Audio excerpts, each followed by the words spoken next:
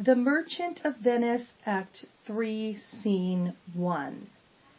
In this scene, Shylock is having savage thoughts that are socially unacceptable. He wants a pound of Antonio's flesh, taken from what part of his body that pleaseth him, his heart. And Shylock is getting questioned about this. He is meeting with social disapproval. Salarino asks him, "Thou wilt not take his flesh. What's that good for?" And Shylock responds, "To bait fish withal. If it will feed nothing else, it will feed my revenge."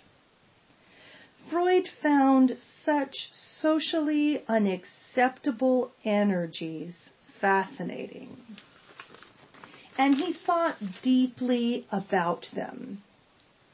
He read a book about a boy who liked to cut off the tails of dogs in his childhood, but later in life took this sadistic tendency and channeled it into an activity which benefited mankind. The boy grew up to become a surgeon. This process in psychology is known as sublimation. It is when an individual takes a desire that is socially unacceptable and channels it into another desire that is socially acceptable. It is the substitution of a harmful desire that meets with negative judgment from social censors to a better desire that meets with positive judgment from social censors. But this process of sublimation is not going to help someone like Shylock. He is a threat to society no matter what he does. For Shylock, there is no motivation. For Shylock, there is no way of reaching a higher social valuation. His darker side finds no healthier social outlet.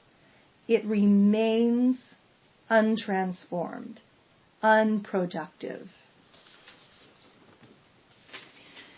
This scene reveals the best that Shylock could ever hope for when it comes to social valuation. Tubal enters the scene with Shylock, and Salanio speaks. Here comes another of the tribe. A third cannot be matched unless the devil turn Jew. Shylock's primal energy for Antonio's heart is not going to find a socially acceptable outlet, a release, a second best scenario that meets with social approval. He is condemned without any hope of social salvation. Hath not a Jew senses, affections, passions? Hath not a Jew the same human psyche, at the mercy of conflicting impulses? Hath not a Jew the same struggle to take the basest and most despised parts of ourselves and turn them into the most magnificent? It is heartbreaking to think about how dehumanized the Jews of Venice were, but it is important to do so.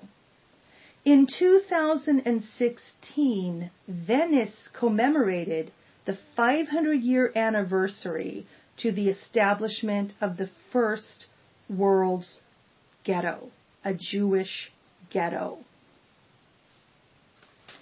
Among the presentations offered, Shakespeare's Merchant of Venice was performed. U.S. Supreme Court Justice Ruth Bader presided over the mock trial within the play.